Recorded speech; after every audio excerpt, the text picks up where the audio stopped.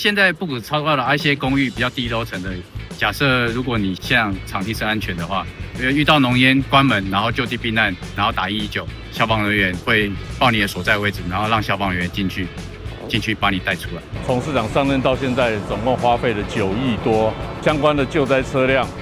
消防车有99辆，相关的救灾车辆达到222辆，明年还有2辆的云梯车会启用，包括明年的总共有7辆的云梯车，在云梯车的采购上就已经花费了2亿多了，所以在这个可以证明说，市长对消防救灾设备的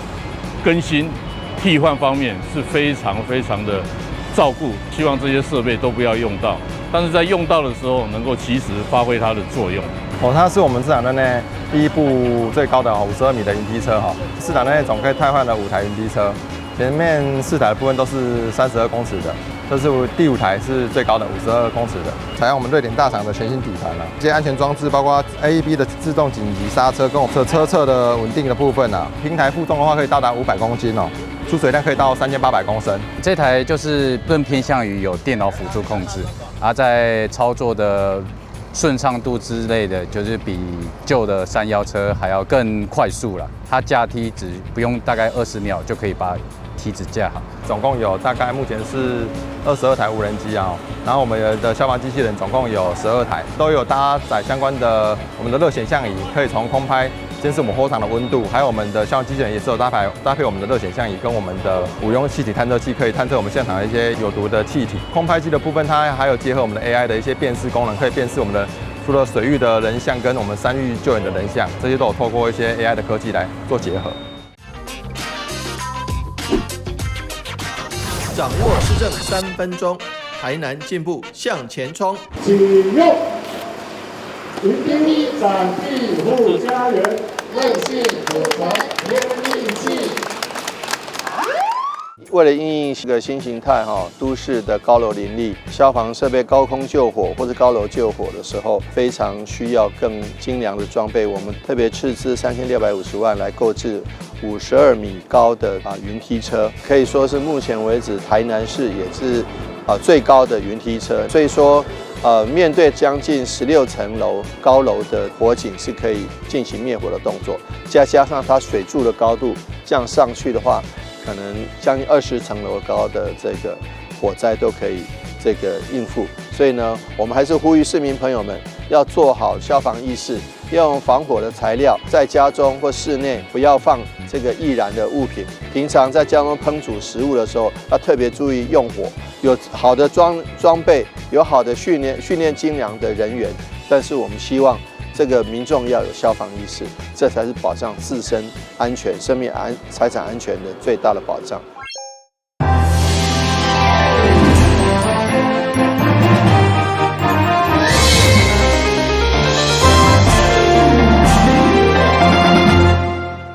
大家好，我是陈碧纯，欢迎收看6月16号礼拜2的中嘉台南地方新闻。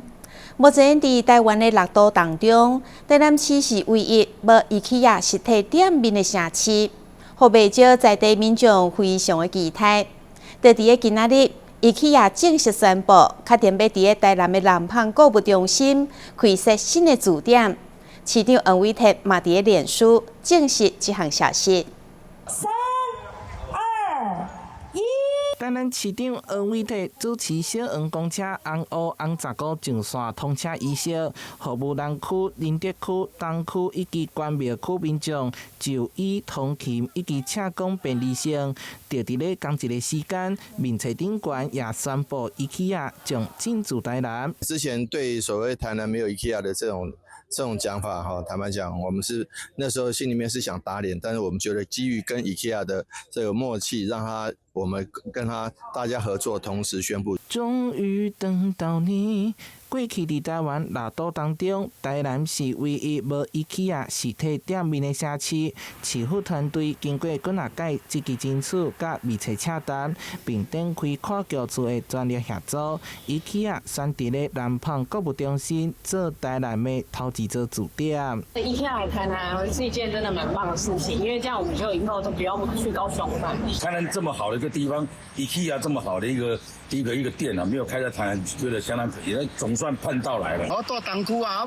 台南等 IKEA 嘛，等真久啊。是讲那伫东宁路那个地方哦，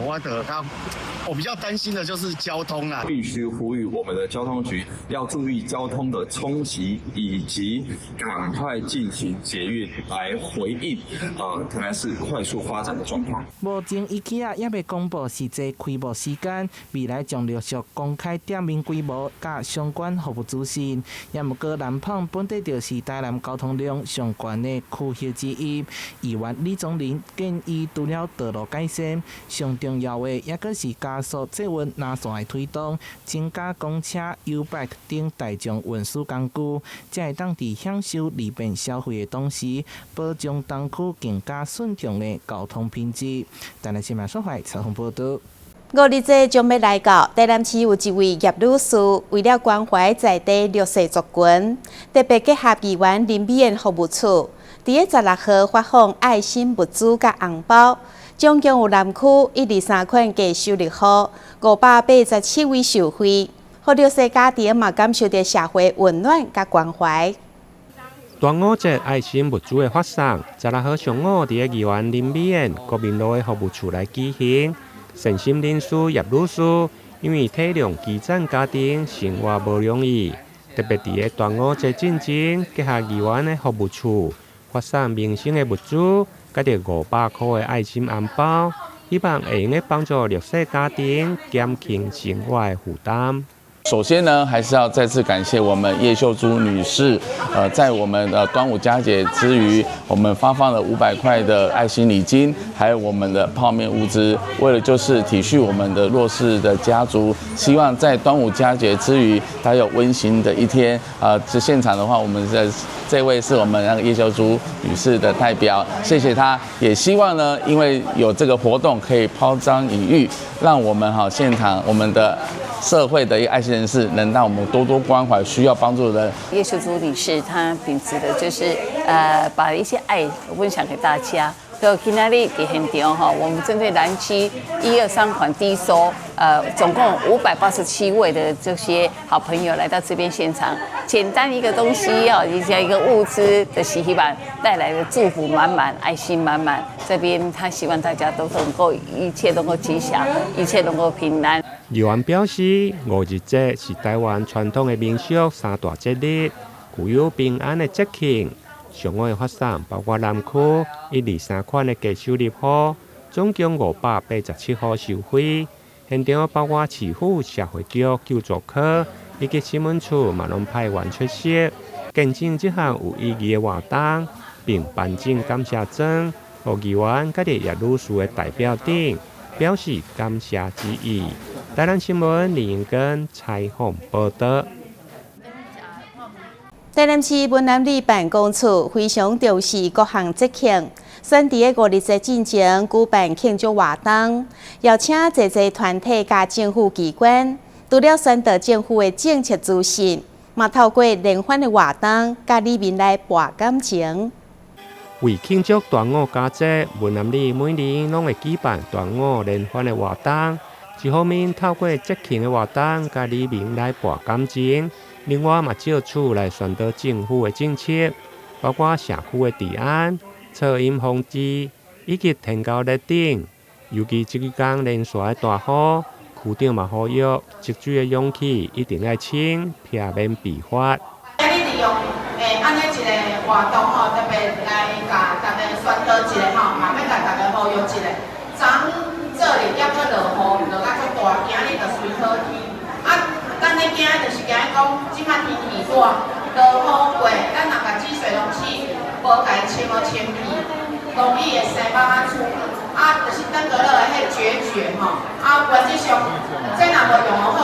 环保局卫生局检查着一斤环保是3000起跳，同源会罚甲15000咱文南里咧最近有一个新的活动中心，伫咱的健康路立中公园2公斤半，拍破感谢咱台南市市政府，特别咱起一个活动中心，占地200平，开3980万，拍破者。有预定的中秋进程要来启用典礼。这届活动邀请侪位的贵宾甲民意代表出席，现场里长还准备了1200粒的粽，甲里民来分享。活动中还佫邀请有名市长提供免费的素鸭甲热饮，以及好时光乐团现场的演唱，互里民提前来欢度端午的佳节。台南新闻林永根采访报道。随着台湾迈入高龄社会，慢性病照护甲用药的需求也持续增加，私底社区的药师服务愈来愈重要。陈业生医布局健康产业，旗下富康活力药局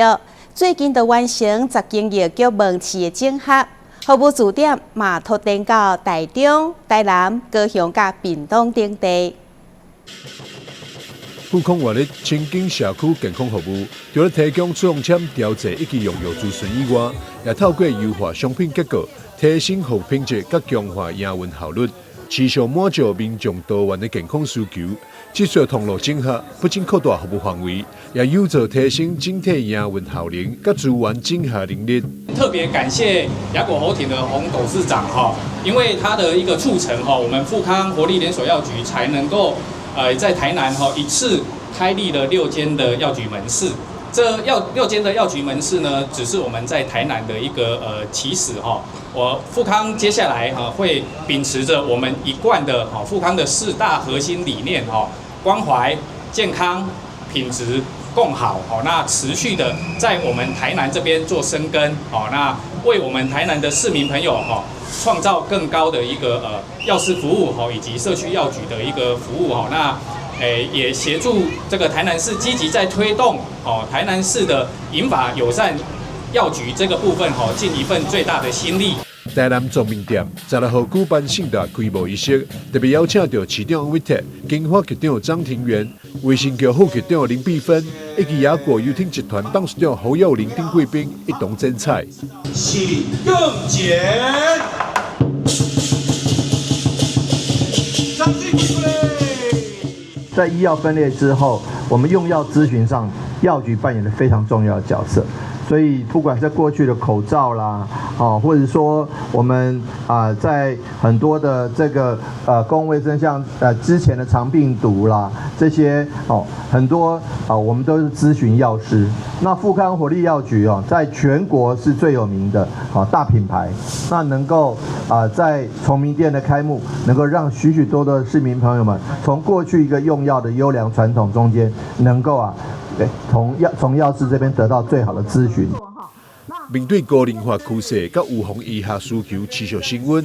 陈业生医看好社区健康服务市场发展前景。随着服务据点持续拓展，甲跨区整合效益逐步显现，富康活力药局可望进一步强化服务量能，为民众提供更加完善的健康照护资源，同时也为企业未来发展助力稳定成长动能。台南新闻张伟忠采访报道。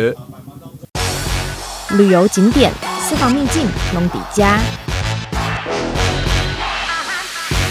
特色美食乐力哉，生活时事抢先报，中嘉新闻周报，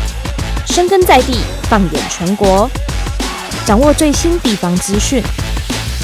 每周6下午1点，就在高雄都会台。米其林必比登推荐介绍的美食名单，是爱食美食的民众用餐的指标。位伫高雄桥头的老字号米糕店，不只受到在地居民的喜爱，更加连续3届被选到必比登推荐美食名单。到底有什么特色呢？做回来看卖。那个米糕啊，当个米糕啊，年轻的时候可以吃5个，一次可以吃5个。米哥一粒米烧火绝，这好吃啊！我也该解这个，我有从这边过去，我就来吃啊。熟练的动作，将米糕铲到碗中，再淋上一匙肉燥酱汁。开在桥头糖厂捷运站周边的古早味米糕，可以说是当地无人不知的著名小吃。每天早上9点开门营业，即便还不到饭点时间，点餐人潮也几乎不曾停下。就是万公园到米糕来到物件拢好食啦。就无你无看我逐项拢甲买吗？因阿公的说，在卖迄阵我是足细汉无印象啊。因妈妈因爸爸接手，我已经听哦，我63岁啊。你看我食偌久啊？我们这间店，已经迈向70年以上的一间店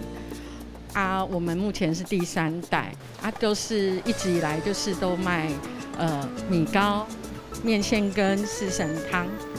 还有一个是小肠面线。开业超过1甲子的在地小吃，已经连续获得3届米其林必比登推荐。招牌的古早味米糕虽然数量有限，卖完就没，但店里的小肠面线与四神汤也丝毫不逊色，用料实在，味道古早，同样受到老饕们的爱戴。米糕的话跟别家不一样，是因为它是用那个陶瓦桶陶制的，去莺歌定做的这样子，会比较不会太软烂，会比较 Q 一点。在热闹的街边小路上，传承3代的米糕店，见证了桥头在地的繁荣发展，也陪伴许多民众从童年时期到成家立业。不变的古早味，是不少在地人记忆中的家乡滋味。记者洪俊杰、李品荣高雄报道。高雄大寮一栋涵地超过20栋的大型红色的建筑，最近因为国道7号工程陆续拆除，引发不少民众的关注。原来这个所在正是曾经风靡南台湾的知名大型连锁卖场。不少老一辈民众知影拆除的消息以后，也纷纷唤起当时购物的回忆。大型机具进驻施工，陪伴地方多年的红色建筑一点一点被拆除。这个卖场过去在1989年开幕，是台湾最早期的美式会员制量贩店之一。随着国道7号建设推动，该店的旧址被纳入工程范围，近期开始拆除作业。虽然建筑闲置多年，但早已经成为大寮地区的重要地标。如今即将消失，也让不少在地居民感到相当不舍。这是较早卖像大卖场的啦，但是伊这个物件已经是真久的代志啊啦，遐了可能水后壁大家拢袂去啊，这段时间内拢袂记这个物件啦。荷兰的商人在这边开发的，应该是南部第一个那个大卖场，因为某些因素啦所以就停掉了啦那停到现在最起码超过20年，缺少管理啦所以造成一个停车的乱象。我们最近就是我们的国道7号。那个途经就是万客隆的厂区大概是在那个1/3的地方必须要拆除。里面的希望是说，如果能开放成一个像卖场类似的那个建筑那对我们这边包括邻近的这个里啦都是一个莫大的好处。得知拆除的消息之后，还有民众特地回到现场拍照留念。虽然卖场在2003年结束营业，但民众表示，每一次经过的时候，就想起当年排队办会员卡、全家一起购物的情景。如今看到拆除工程启动，仿佛也象征一个时代正式画下句点。是有点可惜，拍照因为它那个快拆除了。6年级生啊，对这万客隆大概几乎拢耳熟能详啊，像咱美式大卖场安尼啊，嘛是爱办会员卡的啊。阮细汉拢会去遐洗啊，去遐买物件啊，袂歹啊。即马拆掉嘛是感觉介可惜啦。较早你若讲像迄有诶，因咧小卖啊，嘛是会去遐拨货啊，因为伊拢一寡进口的啊。较早足抢手的真侪人真侪，屏东地拢嘛来买，嘛是拢去买，便去买嘛，买足多啊。你像大卖场安尼。这个卖场曾经开创台湾大型量贩店的风潮，不过随着市场竞争加剧和消费形态的改变，最终走入历史。如今因为配合国道7号建设而拆除，正式告别舞台。对许多老高雄人来说，拆掉的不只是一栋建筑，更是一段难以取舍的童年回忆。记者张世明高雄报道。嘉南市长官邸后面的小公园传出长尾山牛为了保护鸟仔兽，煞来攻击民众，而且是高速冲落来，掠伤中背头壳皮。目前已经有5个人受害。动保处表示，目前是长尾山牛繁殖的季节，呼吁民众加速通过，尽量莫落单，或者是停留，以免遭受攻击。民众戴着帽子经过中正公园寿山路小公园一带，头上却出现蓝雀，发动攻击。我走过鸭从后面来，那我就想，我以为是蛇从树上掉下来。结果看都没有东西啊，然后我就有点怀疑，他从我前面又来一次，然后我这次看到了，因为这，然后你讲，那我就蛇在后面，哦，他连续扒3次。还好民众有戴着帽子，才没有受伤。不过另外一位民众可就没这么幸运，头皮遭到蓝雀抓伤。以为有树枝，我头就刮到，就后来才看到，不可能，我抬头看，不可能有树枝啊。我再抬头一看才知道，原来大概这里吧。我这样有，是当时是这里就对了。对。哦，抓伤，现在已经好了，对不对？对，差不多好了。我会觉得，这痛了好久哦。差不多痛3天吧。原来基隆寿山路市长官邸附近公园这个月出现蓝雀在附近竹林筑巢，正值蓝雀繁殖期，遇上路过民众就会发出警告，甚至攻击。这个情况在一个礼拜前就开始发生了。我们一共有我知道的就有3个民众接受攻击了，我想我们政府动物的保护固然很重要，对人民生命的保护更重要我想两全其中要取其轻的，怎么样去防治鸟来攻击人？台湾蓝雀属于比较中大型的鸟类了那它具有很强的领域性。那多半在育幼期间的时候，它会先发出警示音。那发现警示音之后，警示无效，那如果是落单的民众，他可能就会下来去做一个驱赶的动作，那可能用爪击或者是用啄击。那所以有时候民众会觉得说，什么头顶上有东西掉下来，其实不是，那是台湾蓝雀先发出警示音之后，然后再做一个驱赶的动作。市议员陈怡和当地里长吴明达陆续接获民众反映，除了张贴告示提醒之外，动保水建议民众尽可能戴着帽子，或者避免单独行走。市长官邸跟体育场还有东信国小这一带呢，近期有很多的出没的状况。那希望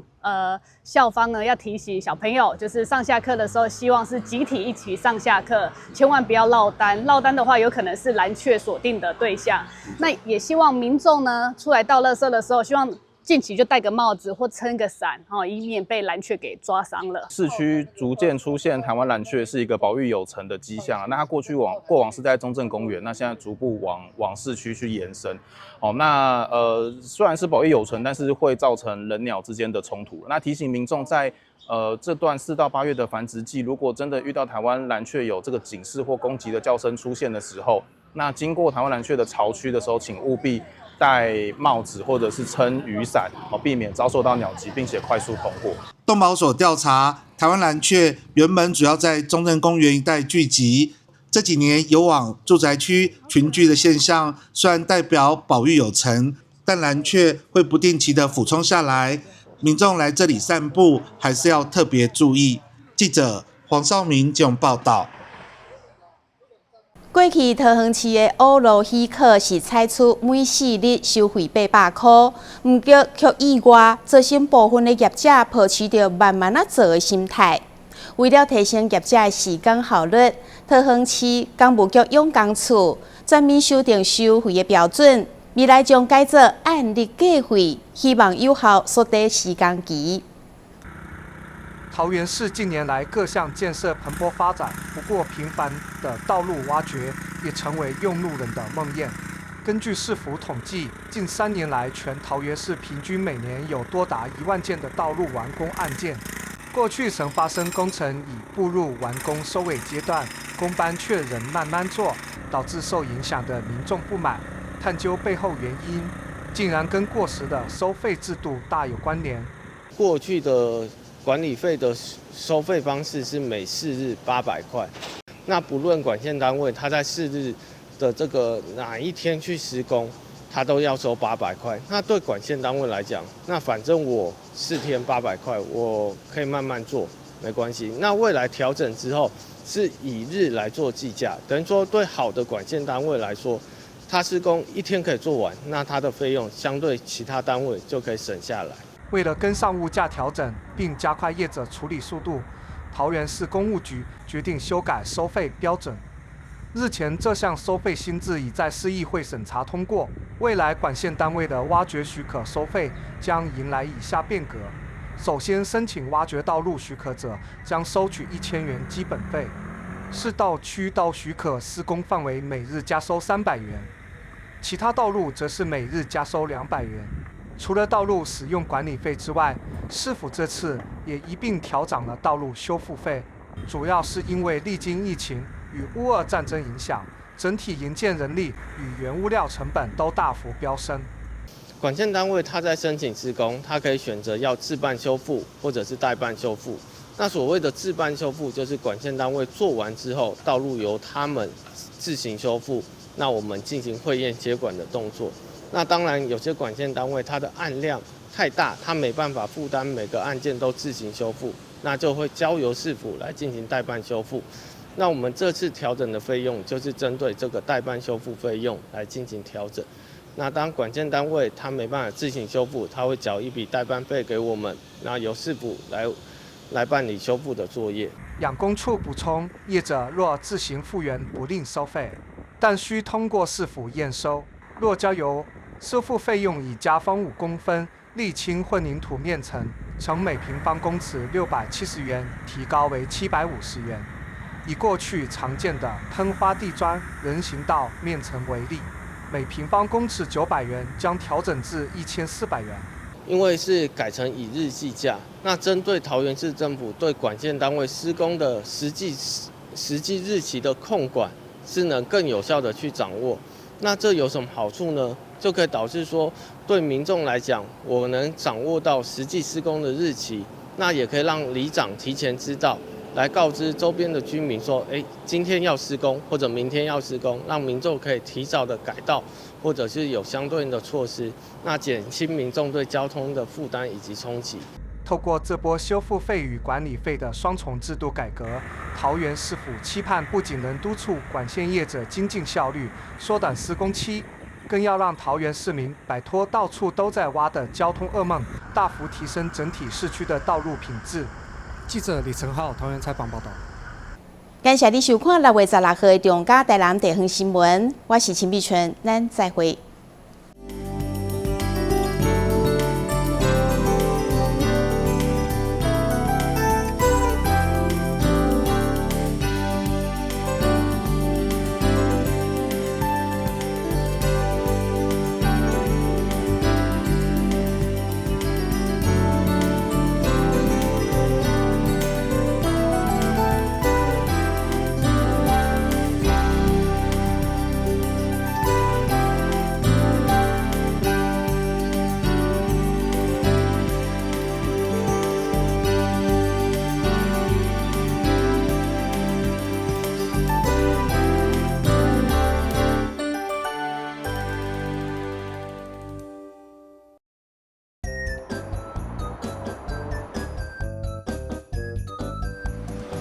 汽机车行经路口，请放慢车速，注意周围人车，并礼让行人优先通过，避免转弯死角。记得到路中心点再转哦。小心，行人也要遵守交通规则哦，请依照交通号志指示，走在行人穿越道上，专心快步通过，并随时注意车辆的动态，在安全处所等待，确认绿灯秒数足够再过马路哦。车辆慢暂停，行人安全行。内政部警政署关心您。以后你们想做什么工作啊？我想当建筑师，盖很厉害的房子。我要当少年股神，投资赚很多钱。啊！少年股神？真的啦！这个群组里面大家都说老师报的名牌很准，稳赚不赔。这么夸张？一定是诈骗！政府及柜买中心一直在宣导，不要加入陌生群组，不要随便相信名牌，稳赚不赔都是骗人的。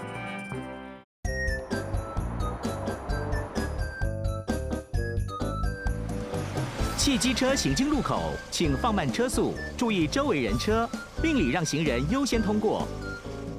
避免转弯死角，记得到路中心点再转哦。小心，行人也要遵守交通规则哦，请依照交通号志指示，走在行人穿越道上，专心快步通过，并随时注意车辆的动态，在安全处所等待，确认绿灯秒数足够再过马路哦。车辆慢暂停，行人安全行。内政部